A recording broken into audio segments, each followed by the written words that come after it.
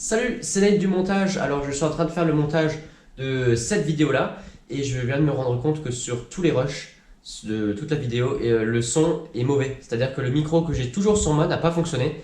Donc j'ai clairement le seum. Alors la vidéo elle est super bien, vous verrez, mais il y a juste le son qui est mauvais. Donc utilisez des écouteurs ou mettez le son à fond. Et je crois que ça va être carrément la même chose sur la prochaine vidéo, genre celle de la semaine prochaine ou dans 2 semaines. Voilà. Mais en tout cas, la vidéo elle est bien. C'est juste que le son est un peu moins bien que d'habitude. Voilà. Désolé pour ça et bonne vidéo à tous et transition pourrie. Salut tout le monde, bienvenue dans cette vidéo. Je suis dans le 611, toujours ce même tracteur, hein, là vous le voyez tout le temps. Dans toutes les vidéos vous le voyez, hein, c'est fou. Hein. Moi ce que je trouve encore plus fou, c'est que dans toutes les vidéos vous me voyez. C'est pas chiant, dès que vous cliquez sur la vidéo, vous voyez ma gueule. Ça va être terrible là. Au réveil, tu regardes la vidéo de Nate. Pour ceux qui découvrent cette chaîne, eh bien, bienvenue à vous. Bienvenue chez moi. Nate, eh bien c'est moi. Et vous l'avez compris, je filme des séquences quand je suis dans les champs. Enfin, quand j'ai la chance d'y être, parce que ces derniers temps, c'est pas le cas. Donc là, en fait, je suis en stage pendant une dizaine de semaines chez Kuhn. Donc Kuhn, pour ceux qui sont du milieu agricole, vous connaissez, c'est un constructeur de matériel agricole. Et donc je suis dans le développement électronique. Je peux pas regarder la GoPro parce que je suis concentré, parce que j'ai oublié de mettre le traceur tout à l'heure. Donc il faut que je me cale bien sur les traces précédentes. Ouais, c'est un peu moyen. Donc la machine derrière moi, vous l'avez déjà vue l'année dernière, je vous avais fait même 2 vidéos. Non, c'était une vidéo. C'était une vidéo sur les SMI. Et entre temps le matériel n'a pas trop changé. Il y a quelques petites modifs que j'ai faites. J'ai rajouté une caméra derrière, c'est une caméra sans fil. Vous la connaissez cette caméra, puisque je l'avais déjà utilisée quand j'ai broyé, quand j'ai vendu de l'engrais. Là maintenant je l'utilise pour les SMI. En fait elle est juste derrière, parce qu'en fait là on voit pas très bien ce qui se passe derrière. Si je suis sur la route, si je vois pas les voitures qui sont derrière, même avec les rétros, on voit pas grand chose. Et donc j'ai mis cette caméra déjà pour les voitures. Ça me permet d'être plus safe sur la route. Et en plus j'oublie de descendre la machine. Voilà. Mais bon. Donc ça c'est le petit boîtier, je vous montre après, qui indique s'il y a toujours une chute de graines derrière. Je vais vous montrer le semoir. Et je vais vous montrer comment ça se passe si vous découvrez les semis. Et si vous découvrez cette chaîne aussi. Parce que vous n'avez peut-être pas vu les anciennes vidéos. Donc je vais vous le montrer tout ça. Donc là je suis sur une parcelle d'une dizaine d'hectares. On a une petite trentaine d'hectares à semer. On a commencé les semis il y a 3 jours, mais tout doucement. Alors j'ai regardé les stats là ces derniers temps et j'ai remarqué que vous êtes nombreux à consommer du contenu de cette chaîne sans être abonné. Donc là, n'hésitez pas, ça vous prend 2 secondes. Et puis moi ça me fait plaisir. C'est fait, c'est bon.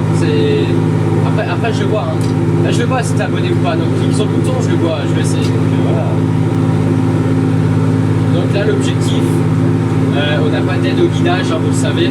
L'objectif c'est de suivre cette trace là au milieu, avec la pointe au bout du tracteur, là, au bout du capot. On suit cette ligne, donc ça matérialise en fait le milieu de la machine, il faut suivre cette trace. Et cette trace là est faite par le traceur là, on voit.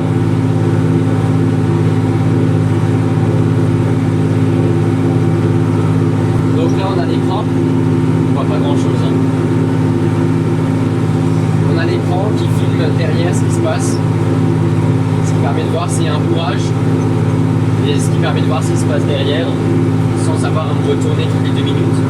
Donc là j'arrive au bout de champ, je ralentis un petit peu, je lève la herse juste un peu et après voilà, chute de graines terminée et après je lève le semoir.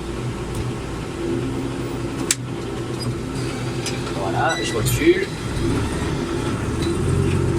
Je change le traceur. Donc celui-ci remonte et l'autre descend. Et après je m'engage de nouveau dans la nouvelle ligne. Et je regarde s'il y a de l'engrais. Les bacs blancs qui sont derrière, je vous montre ça après, il y a de l'engrais dedans. Et en fait je regarde le niveau d'engrais simplement avec le contraste avec le soleil. Et là le soleil il passe et en fait je vois le contraste. Donc je vois l'ombre de l'engrais, donc je sais s'il reste encore de l'engrais sans avoir à descendre. Et c'est pareil pour la semence, et en plus la semence je le vois directement sur la caméra. Voilà, je descends la machine, je descends la herse.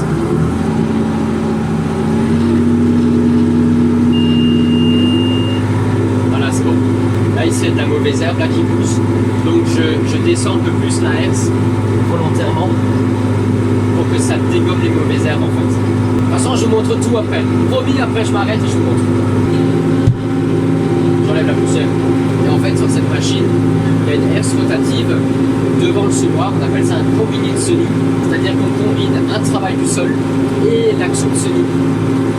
Ce qui permet, en un passage, on va pouvoir à la fois travailler la terre et en même temps semer.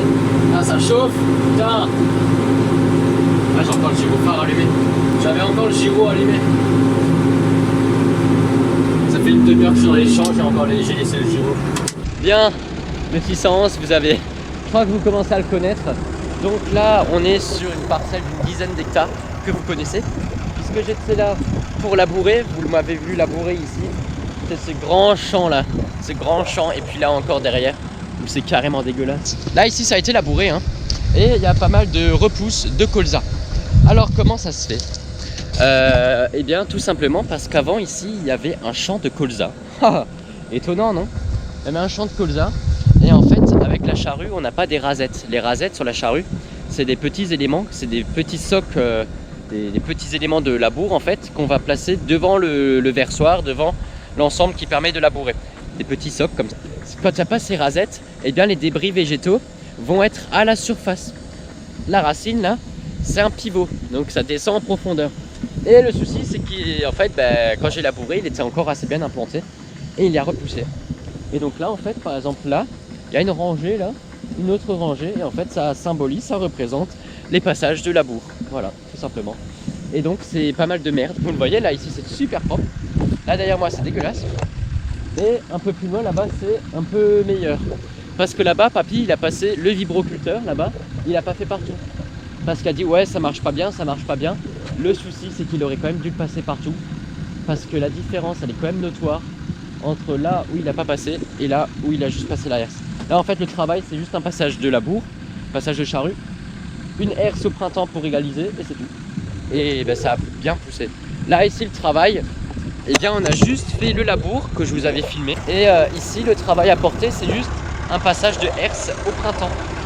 Je vous l'avais filmé il y a de ça 2-3 semaines, peut-être un mois. Non, c'était il y a un mois, c'était à mon anniversaire. Donc c'était il y a un mois, je vous l'avais filmé. On a passé la herse, vous savez, pour égaliser le terrain.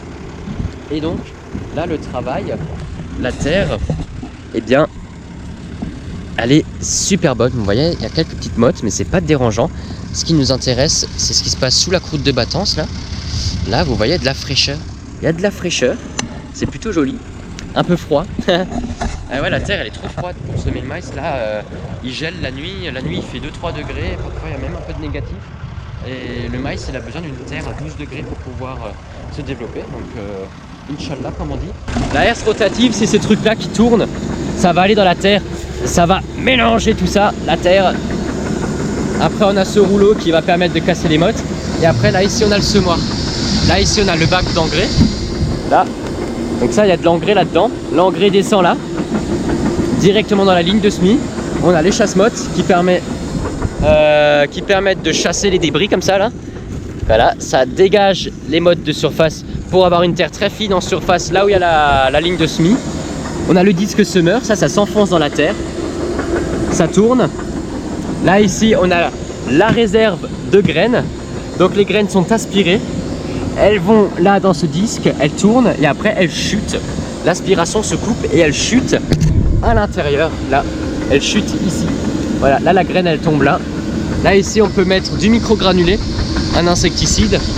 Là ici également on peut mettre un insecticide. Ici on n'en a pas l'utilité. Et qu'est-ce que je voulais dire de plus? Et voilà, donc là tout le système de semis est entraîné par ces roues là. Elles tournent. Et en tournant, eh bien les graines qui tombent. Voilà, les graines de maïs, elles sont là. Elles sont rouges puisqu'elles sont protégées.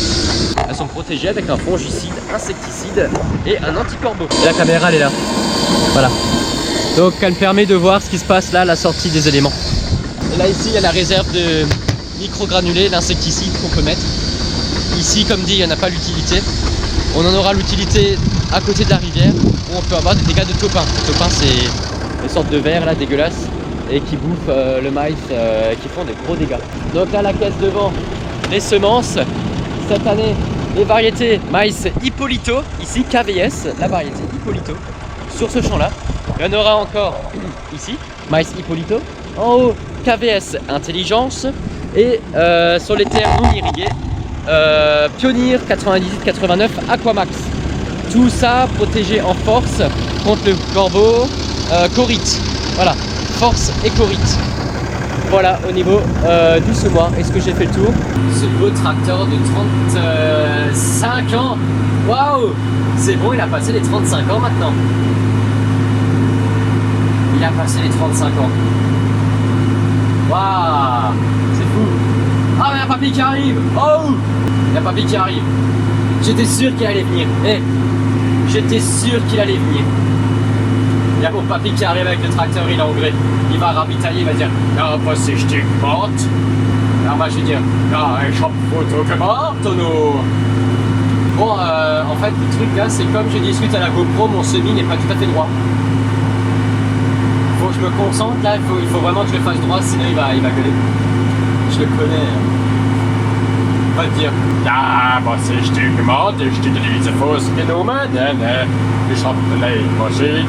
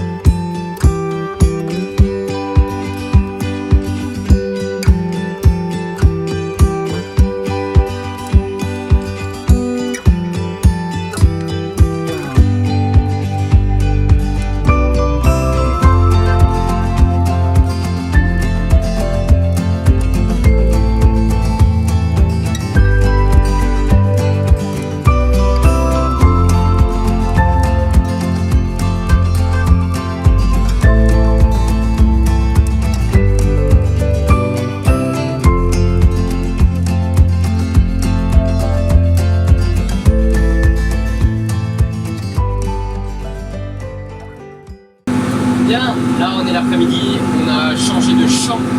Je suis là où je vous avais filmé le passage de la herse, là où je vous avais montré le labour. C'était ici dans les conditions difficiles. Je suis pas seul dans le champ, il y a mon papy qui est là, en train d'épandre l'engrais juste devant moi.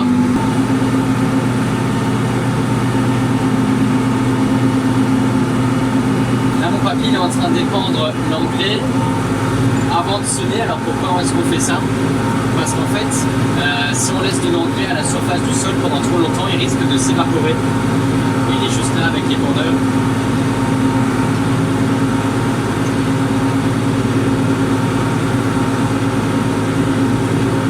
Et donc, lorsqu'on va le mettre avant de semer, en fait la herse rotative juste derrière va enfouir cet engrais et donc va limiter les pertes. Voilà pour la petite explication.